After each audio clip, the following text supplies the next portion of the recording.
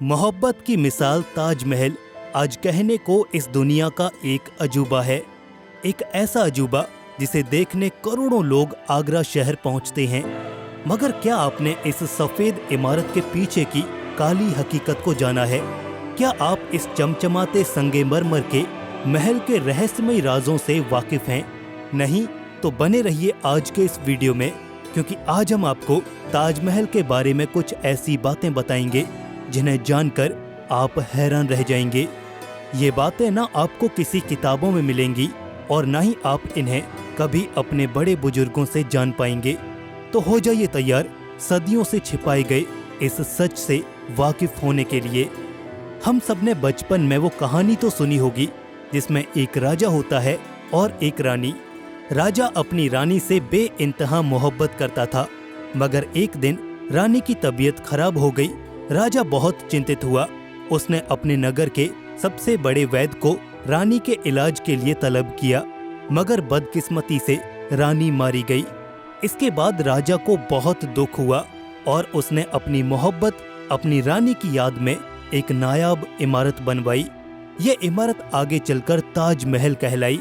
जी हाँ, ये कहानी थी मुगलिया सल्तनत के बादशाह शाहजहां की, जिसने अपनी बेगम मुमताज की मौत के बाद ये आलीशान मकबरा बनाकर तैयार करवाया था। लोग तो यहाँ तक कहते हैं कि जिन 22,000 कारीगरों ने इस खूबसूरत इमारत को तैयार किया था, शाहजहां ने उन सब के हाथों को कटवा दिया था ताकि दोबारा से कोई ऐसी इमारत बना ही न सके। खैर, ये बात कितनी सच है इसका दावा हम नहीं करते, मगर जहाँ तक बात इस चमचमाती इमारत की है तो इसे लेकर ढेरों बातें हैं जिन्हें जानना आपके लिए जरूरी है। आइए एक नज़र उन सब पर डालते हैं। आज के दौर में जहां बगैर सीमेंट का इस्तेमाल करे एक ईंट को जोड़ पाना काफी मुश्किल लगता है, वहीं आज से करीब 400 साल पहले इस इमारत को सीमेंट के एक कतरे के इस्तेमाल किए बगैर बनाया गया था।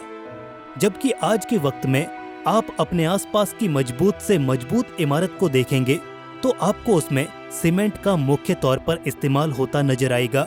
यहाँ तक कि सालों तक की मजबूती को ध्यान में रख के बनाए जाने वाले ब्रिजेस भी सीमेंट का भारी इस्तेमाल कर ही बनाए जाते हैं। अब ये तो फिर भी पिछले 400 सालों से सर्दी, गर्मी, बरसात, तूफान सब कुछ झेलता हुआ चट्टान की तरह खड़ा है। सोचिए क्या कमाल की कंस्ट्रक्शन टेक्निक इस्तेमाल हुई होगी इसके निर्माण में। अब आपके मन में ये ख्याल आया होगा कि आखिर ये ताजमहल बिना सीमेंट के आज भी बिल्कुल मजबूती के साथ कैसे खड़ा हुआ है। इसे ना तो आंधी, ना तूफान, ना गर्मी और ना ही बरसात से कोई फर्क पड़ता है। यहाँ तक कि ये हिला देने वाले भूकंपों के बाद भी अपनी जगह से टस से मस नहीं हुआ। देखिए, इसके निर्माण में सीमेंट का इस्तेमाल तो तब होता ना जब उस समय सीमेंट जैसी कोई चीज मौजूद होती। जी हाँ, सीमेंट का आविष्कार तो सन 1824 में इंग्लैंड देश के जोसेफ एस्पेडीन ने किया था। ऐसे में 1632 में बनकर तैयार हुए ताजमहल में सीमेंट का प्रयोग कैसे होता? दरअसल सीमेंट के आविष्कार से पहले आर्किटेक्ट एक खास तरह के पेस्ट का इस्तेमाल किया करते थे, जिसके अंदर डालने वाले इंग्रेडिएंट्स भी कुछ अनोखे तरह के ही होते थे। बात करें अगर ताजमहल की, तो इसके कंस्ट्रक्शन में बहुत सारे सेमी प्रेशियस स्टोन्स जैसे कि अकीक, फिरोजा, येमेनाइट, मूंगा, सुलेमानी, लशानिया और तमरा का इस्तेमाल किया गया था।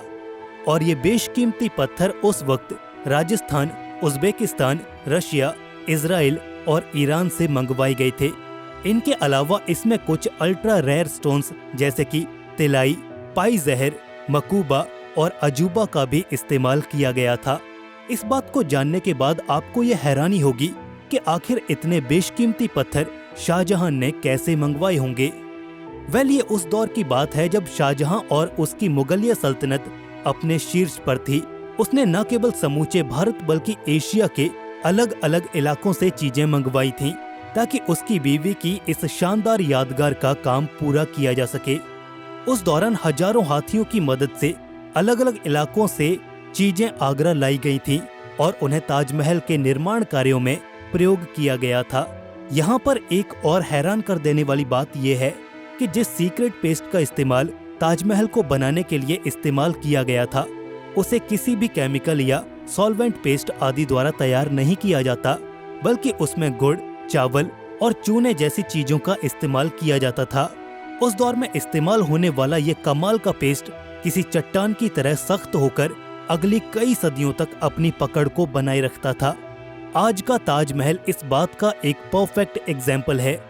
आज अपने निर्माण के 400 सालों बाद भी ये अपनी जगह पर एकदम शान से खड़ा है और आगरा शहर की शोभा में 4 चांद लगा रहा है। वैसे एक और हैरान करने वाली बात यह है कि जहां एक तरफ आज दुनिया की सबसे ऊंची इमारत बुर्ज खलीफा की नींवें बड़े बड़े स्टील के सरियों से रखी गई हैं, तो वहीं दूसरी तरफ ताजमहल की नींव लकड़ियों से रखी गई थी। आप ये सोच रहे होंगे कि आखिर लकड़ियों की नींव पर ताजमहल जैसी भारी भरकम और विराट स्वरूप वाली ये इमारत कैसे टिकी है। दरअसल ये जमुना जी या फिर यूं कहें कि यमुना नदी की मेहरबानी है। जी हाँ दोस्तों, यमुना नदी न केवल ताजमहल की सुंदरता को बढ़ाती है, बल्कि ताजमहल बिना यमुना नदी के शायद ही इतने सालों तक स्थिर रह पाता।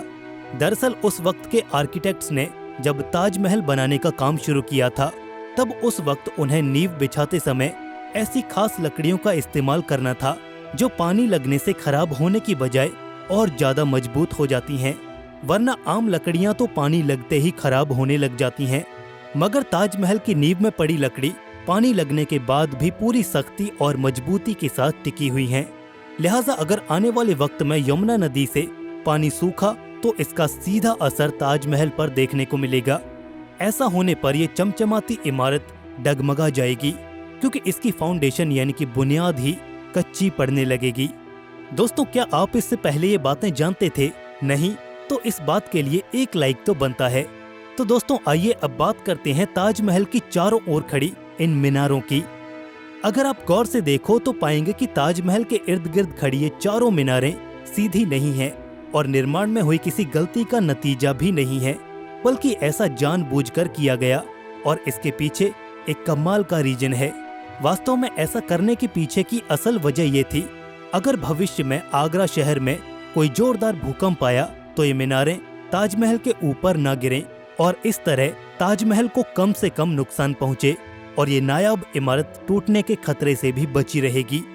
वैसे जब जब आप संगमरमर की बनी इस विशाल इमारत की ओर देखते होंगे तो आपके जहन में ये ख्याल तो जरूर आया होगा कि आखिर इस आलिशान इमारत को बनाने में कितना खर्च आया होगा। उस दौर में ताजमहल को बनाने में 9 करोड़ रुपए का खर्च आया था। आज तो 9 करोड़ रुपए में बॉलीवुड की एक फिल्म भी नहीं बनती।